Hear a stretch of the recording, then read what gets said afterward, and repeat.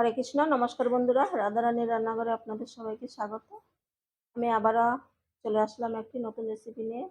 আজকের রেসিপি মোচার ধোকা। তো দেখুন, আমি এখানে কিছুটা মোচা নিয়েছি, ছাড়িয়ে ধুয়ে নিয়েছি। আর এই মোচার ধোকাটা খেতে খুব সুন্দর হয়, আপনারাও বাড়িতে বানাবেন। আমি একটা বাটিতে জল নিয়েছি। এখন মোচাগুলোকে সেদ্ধ করে নেব। পুরোপুরি সেদ্ধ করব না, হালকা একটু সেদ্ধ করে নিয়ে আসছি।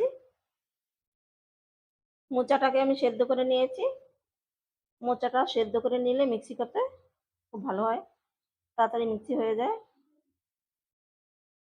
এখন আমি একটা মিক্সিং জার নিয়েছি, মোচাটাকে মিক্সিং জারে দিয়ে দেব।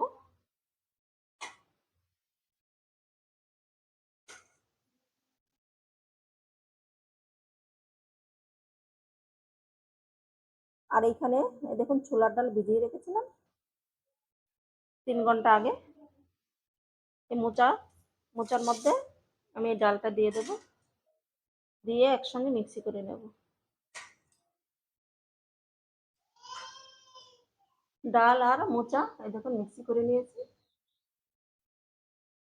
আর গ্যাসটা জ্বালিয়ে দিয়েছি, একটু তেল দিয়ে দেব।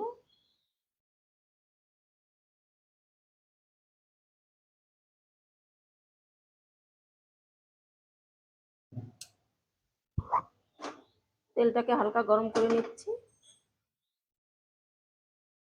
মিক্সি করা মোচা আর ডালটা দিয়ে দিচ্ছি।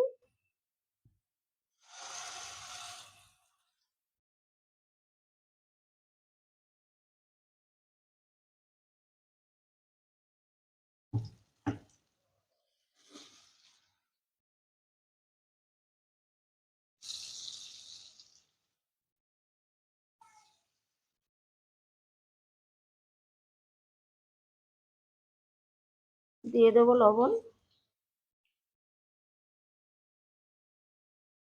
একটু হলুদ দিয়ে দিচ্ছি।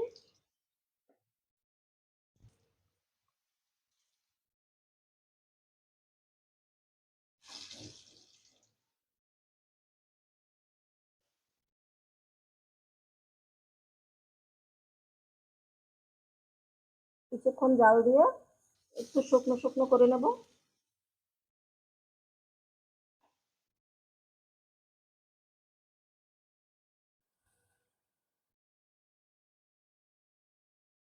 কিছুক্ষণ জাল দিয়ে এই দেখুন একটু শক্ত শক্ত করে নিয়েছি।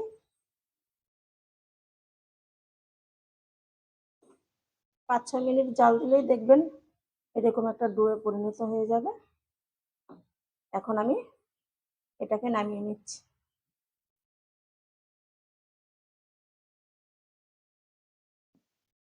ডোটাকে আমি নামিয়ে নিয়েছি। আর এখানে একটু থালায় তেল নিয়েছি, তেলটাকে থালায় মাখিয়ে দেব। তাহলে ধোকাটা খুব সহজেই উঠে যাবে। এই দেখুন মেখে নিলাম। এখন আমি মোচা আর ডালের বেটারটা এর মধ্যে দিয়ে দিচ্ছি। গরম গরম দিতে হবে, ঠান্ডা হয়ে গেলে কিন্তু শক্ত হয়ে যাবে।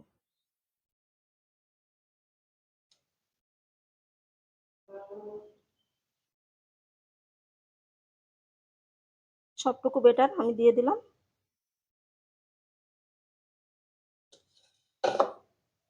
এখন আমি চেপে চেপে একটু বড় করব।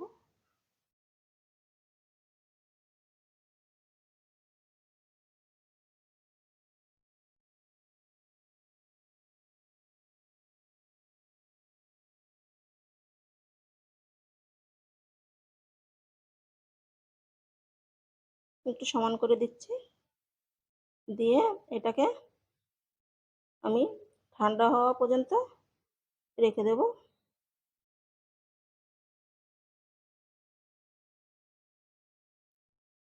ধোকাটা ঠান্ডা হয়ে গেছে, এখন আমি কেটে নিচ্ছি।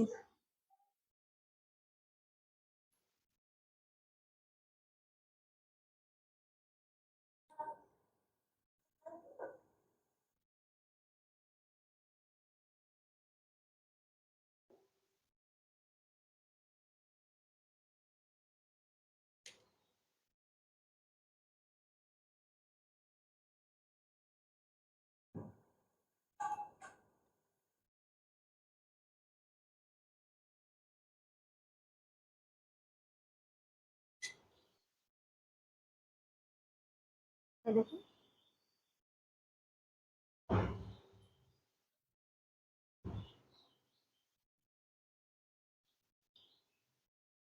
এখন এই ধোকাটাকে ভেজে নিচ্ছি। গ্যাসে একটা ফ্রাই প্যান বসিয়ে দিয়েছি, দিয়ে তেলটাকে গরম করে নিলাম।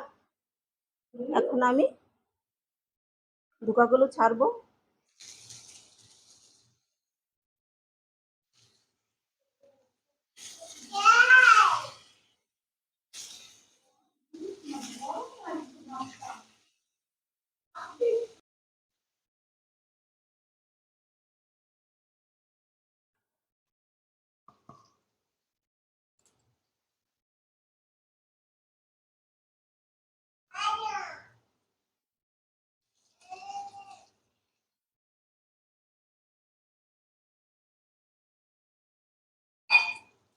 ধোকাগুলোকে উল্টে পাল্টে ভেজে নিচ্ছি।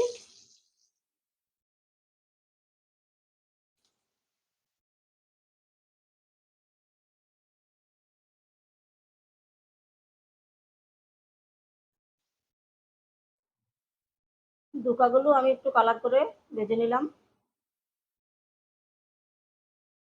এখন তুলে নেব। আর বাকি ধোকা যে কটা আছে সে কটা একইভাবে ভেজে নিচ্ছি।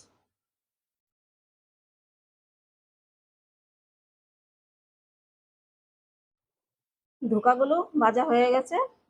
একটা আলু আমি কেটে রেখেছিলাম, এই তেলের মধ্যে ভেজে নিচ্ছি।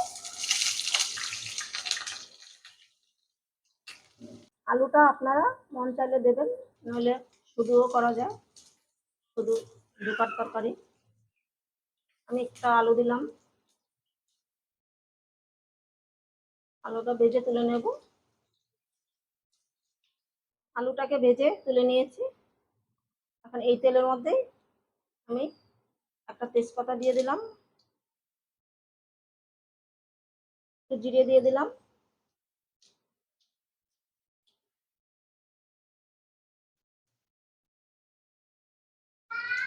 একটু ভেজে নিচ্ছি। ভাজা হয়ে গেছে।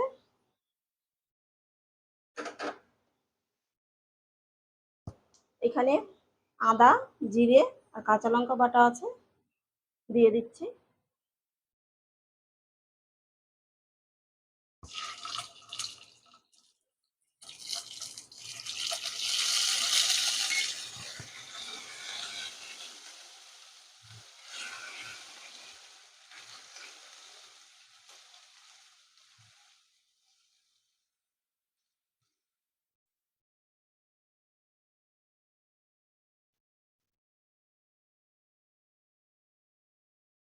দুই মিনিটের মতন ভেজে নেব, তাহলে কাঁচা গন্ধটা চলে যাবে। আমি 2 মিনিট মশলাটাকে একটু ভেজে নিয়েছি। এখন আমি এক এক করে বাকি মশলাগুলো দিয়ে দেবো।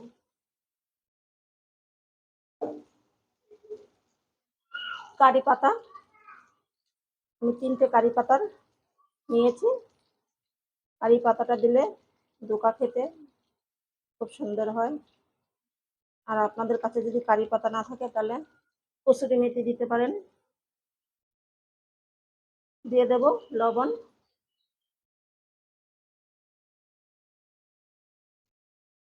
কাশ্মীরি গুঁড়ো লঙ্কা একটু কালারের জন্য,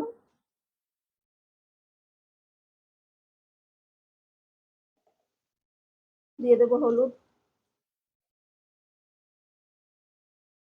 একটা টমেটো পেস্ট করে রেখেছি দিয়ে দেব।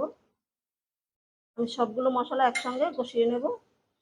আর এখানে চীনাবাদাম বাটা,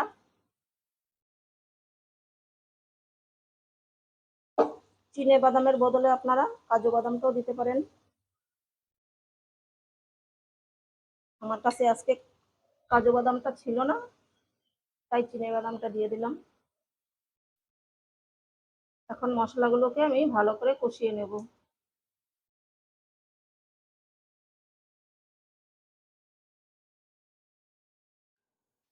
হালকা জল দিয়ে দিচ্ছি, দিয়ে ভালো করে কষিয়ে নিচ্ছি।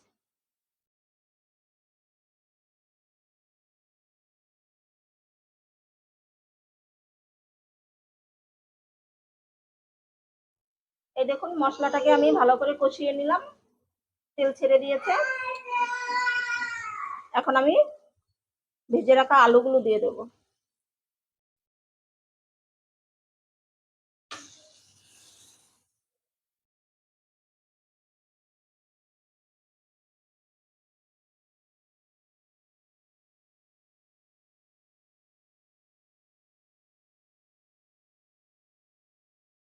এখন আমি জল দিয়ে দিচ্ছি।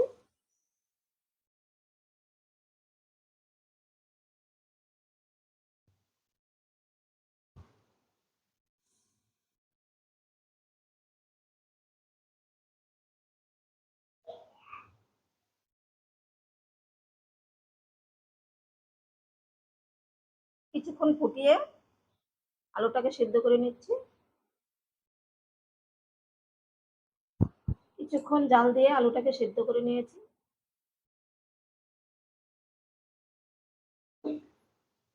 দেখুন আলুটা সেদ্ধ হয়ে গেছে। এখন আমি ধোকাগুলো দিয়ে দেবো।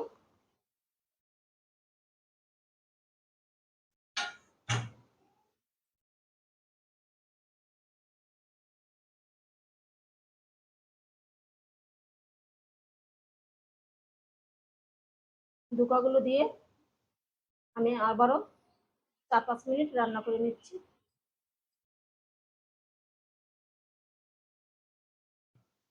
এই দেখুন আমি আবারও 4 মিনিট রান্না করে নিয়েছি।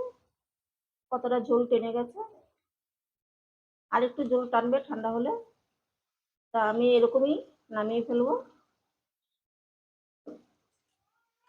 একটু গরম মশলা দিয়ে দেবো, দিয়ে নামিয়ে ফেলছি।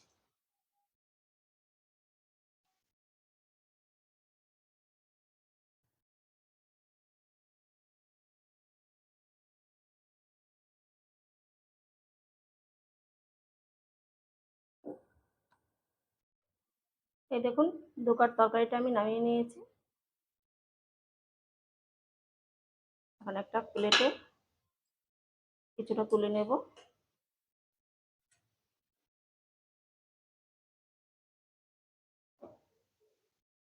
খুব সুন্দর হয় এই তরকারিটা।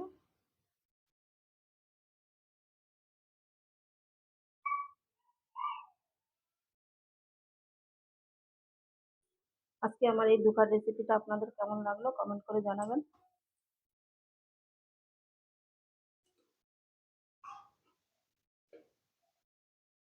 আমি তুলে নিলাম। আজকের রেসিপিটা যদি আপনাদের ভালো লাগে তাহলে রাধারানী চ্যানেলটিকে সাবস্ক্রাইব করে আমার পাশে থাকবেন। দেখা হবে অন্য কোনো নতুন রেসিপিতে।